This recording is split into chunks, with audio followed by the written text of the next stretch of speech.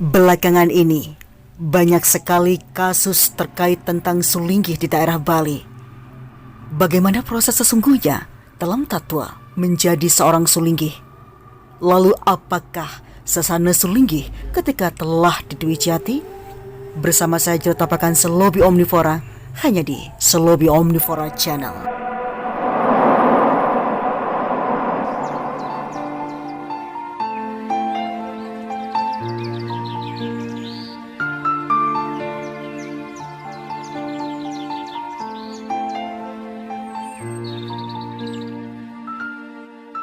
Pemirsa, menjadi seorang sulingih bukanlah hal yang mudah.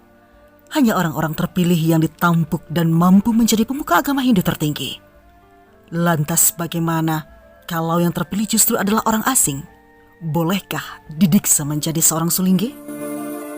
Pada tahun 2018 lalu, Gria Agung Siwagede Maduaba menggelar upacara madiksa untuk 3 warga negara asing dan 7 orang bawati dari Jepang.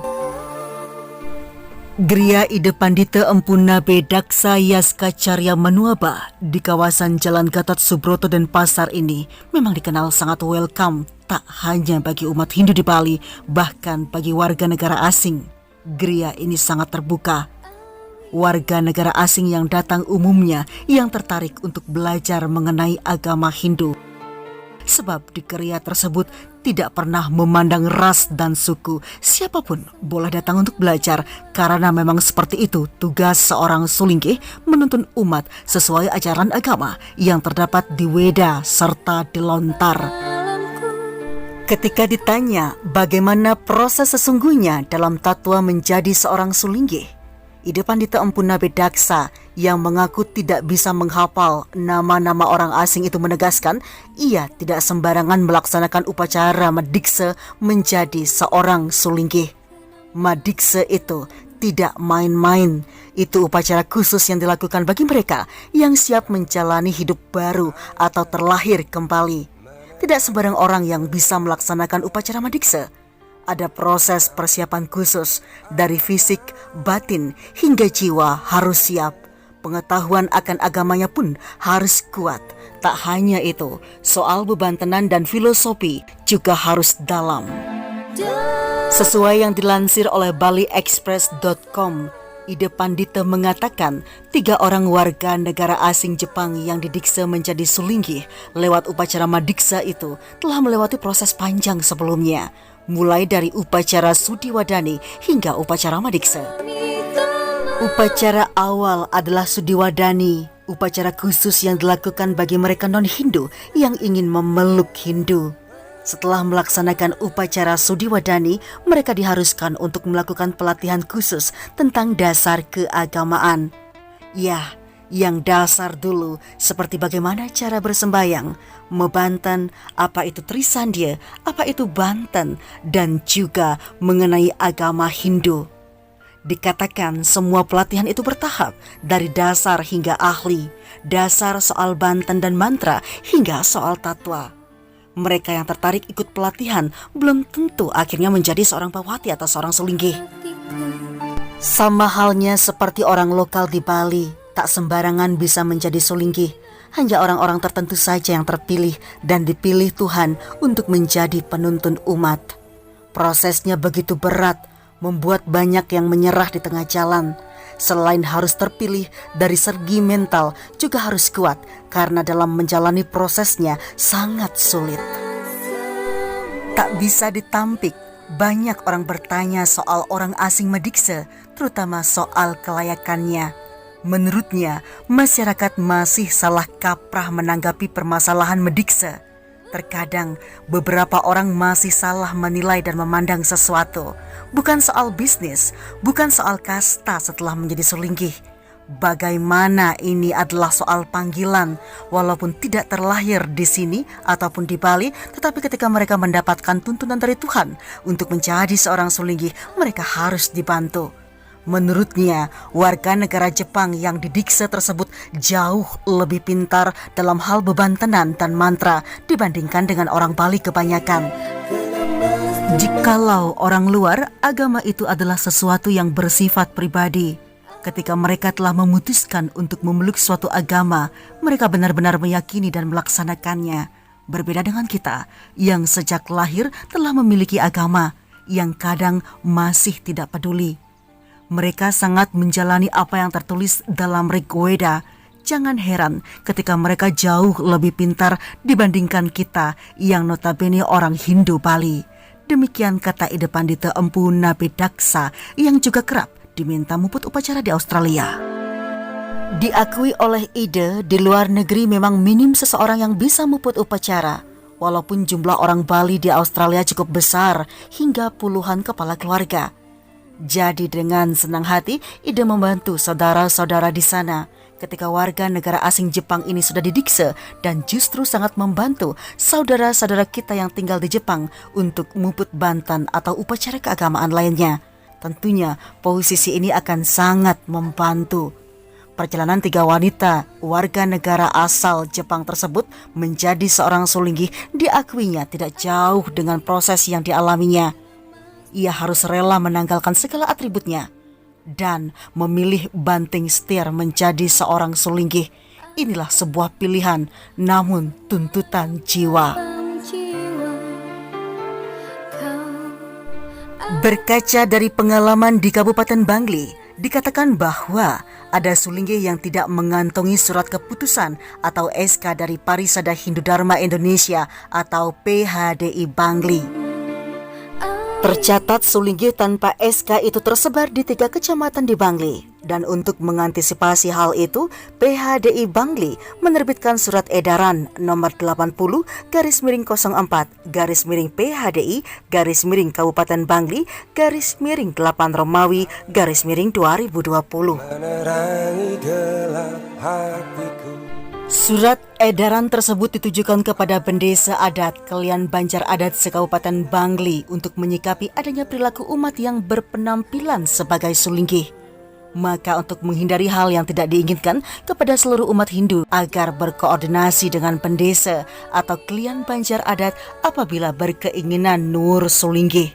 Untuk diketahui, sulinggih adalah umat Hindu yang telah melaksanakan dikse dengan surat keputusan atau SK PHDI. Pada alinea terakhir, seorang sulinggih terikat pada sasana pawikon sehingga sulinggih tidak disamakan dengan walaka atau umat biasa. Oleh karena itu, seluruh umat, terutama Bendesa atau klien adat, menjaga kesucian sulinggih dengan membebaskannya dari tugas atau ayahan banjar. Karena tugas pokok seorang sulinggih adalah nyurya sewada, mendoakan seluruh umat dan alam mendapat kerahayuan. Selain menyampaikan himbauan melalui surat edaran dalam setiap pertemuan, pihaknya juga memberikan pemahaman bahwa Bendesa agar berhati-hati dengan penyebar agama dari orang-orang yang tidak mendapatkan rekomendasi dari PHDI.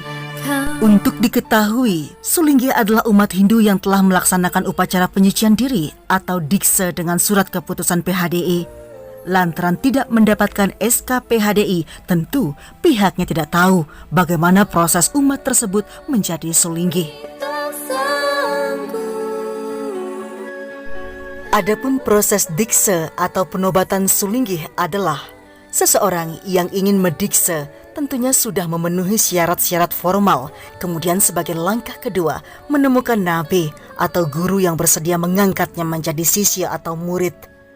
Adapun syarat-syarat nabi seperti yang telah diputuskan dalam keputusan seminar Kesatuan Tafsir terhadap aspek-aspek agama Hindu ke-14 tahun 1986/1987 tentang pedoman pelaksanaan dikse adalah 1. Seorang yang selalu dalam keadaan bersih dan sehat baik lahir maupun batin. 2. Mampu melepaskan diri dari ikatan keduniawian. 3. Tenang dan bijaksana. 4. Selalu berpedoman kepada kitab suci Weda. 5. Paham dan mengerti tentang catur Weda. 6. Mampu membaca Sruti dan Smerti. 7. Teguh melaksanakan Dharma Sadhana, sering berbuat amal jasa dan kebajikan. Serta 8. Teguh melaksanakan tapa berata.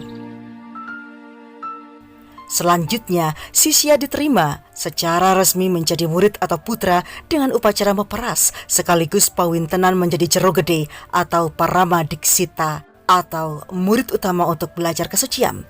Sejak saat itulah jero gede atau parama diksita aguron-guron belajar dari teori dan praktek menjadi sulinggih sambil mempersiapkan mental dan perilaku suci agar memenuhi persyaratan spiritual. Lamanya masa aguron-aguron ini tergantung pada penilaian nabe. Apabila dinilai sudah cukup matang, maka calon diksa mempersiapkan kelengkapan administrasi seperti 1. Surat permohonan mendikse kepada PHDI kabupaten atau kota. 2. Keterangan berbadan sehat, berkelakuan baik, riwayat hidup, riwayat pendidikan, persetujuan istri, dukungan warga atau dadia, dan flash foto. Setelah menerima surat permohonan itu, PHDI mengadakan penelitian baik kepada calon dikse maupun kepada nabinya. Seterusnya diadakan dikse parikse atau ujian lisan oleh PHDI. Keluarga, sanagar cita pisan kemargian resiyatnya dikse parikse puniki. Lari sampun tatas jangka ku ningayang iwau saparindikan wawi angga calon diksita dukrim kantos galah mangkin saking calon diksita ide punika jero mangku Dr. Iwayan Kandi SA AKMM kesarengan jero istri Suharwati. Ida dan esnering sami para ulaman para adidi puja sadedahan kesumayang titian. Tincapang titian, ring sedonin dudunan acara di tepengan galai mangkin, mengarapan antut, sambrama wacana, saking ratu peranda calon guru nabi, sugera titian, ida peranda wayahan pun, saking kerja salur peceng gak kianyar, durus atur galah. Lalu setelah proses dikse parikse itu, apabila dinyatakan lulus dan memenuhi syarat, maka dikeluarkanlah surat izin madikse oleh PHDI.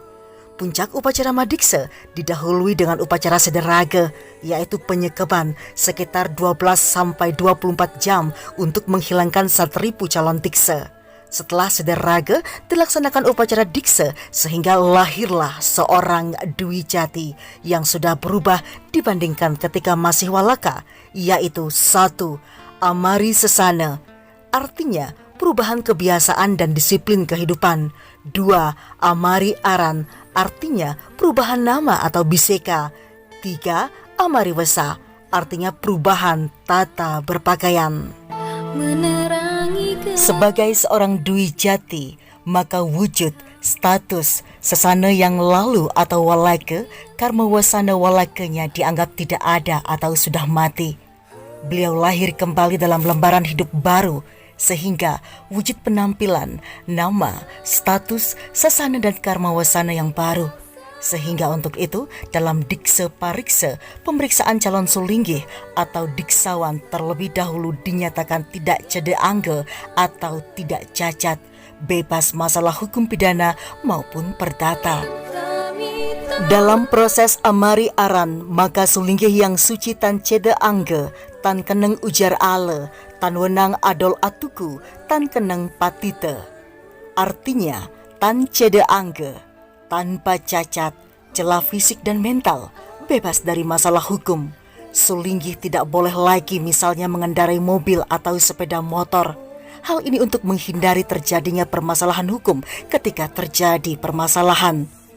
Tan wenang adol atuku, bahwa sang sulinggih tidak lagi terikat dengan urusan pamrih material seperti jual beli. Atas dasar tersebut, sulinggih bebas dari tugas sosial seperti ayahan banjar, ayahan desa, dan juga pekerjaan yang sifatnya fisik. Sulinggih tidak terkena cintake kecuali sulinggih wanita pada saat menstruasi. Beliau juga tidak nyuntak kain atau tidak menyebabkan cintake karena beliau telah suci. Sehingga sulinggih ketika lebar atau meninggal boleh diupacarai jenazahnya, tidak di kuburan. Berdasarkan uger-uger kawikon, maka seorang sulinggih harus selalu dinyatakan jujur oleh seorang walaka. Harus dinyatakan benar oleh seorang walaka. Tidak boleh seorang walaka menyatakan seorang sulinggih salah, tidak baik, atau berbohong. hanya sang nabe sajalah yang berhak menilai. Atau kalau sang nabe lepas tangan, maka Paruman Sulinggih yang berhak mempatita seorang Sulinggih. Fungsi seorang Sulinggih yang diketahui secara umum adalah muput karya. Namun masih ada fungsi lainnya, yaitu ngeloke palaseraya, membimbing umat mencapai kebahagiaan rohani sebagai guru loka. Sulinggih menjadikan diri beliau sebagai sandaran umat untuk bertanya tentang kerohanian, tuntunan rohani, petunjuk dan muput karyatnya atas permintaan masyarakat. Menurut Sesana Kawikon, wiku tidak boleh meminta untuk muput karya kalau tidak diminta. Sesuai dengan fungsi tersebut, Sulinggih atau wiku dituntut sebagai wiku pradnyan, paham tentang Weda, puja, japa, mantra, stuti dan setawa, tutur, indik wariga sastrawan dan mungkin mistis, memahami Weda Sruti, Smarti, Upanishad, Dharma Sastra, Itihasa, Purana, dan Darsana, serta yang lain-lainnya. Tugas dari seorang Sulinggih adalah melaksanakan dharma agama dan dharma negara. Sulinggih senantiasa ngerasti tiang jagat sehingga tercipta kehidupan jagat tita. Dalam ketetapan Sabha Parisada Hindu Dharma II dikatakan bahwa yang disebut Sulinggih, wiku atau pandita adalah pedanda, bujangga, resi, bagawan, empu, dan dukuh. Baik pemirsa, demikianlah sekelumit keterangan terkait tentang Sulinggih atau pandita. Semoga informasi ini bermanfaat untuk seluruh umat Hindu sedharma dimanapun berada yang memberikan atensi khusus terhadap channel Selobi Omnivora. Akhir kata, saya Jurutapakan Selobi Omnivora mengucapkan terima kasih atas perhatian Anda. Sampai jumpa.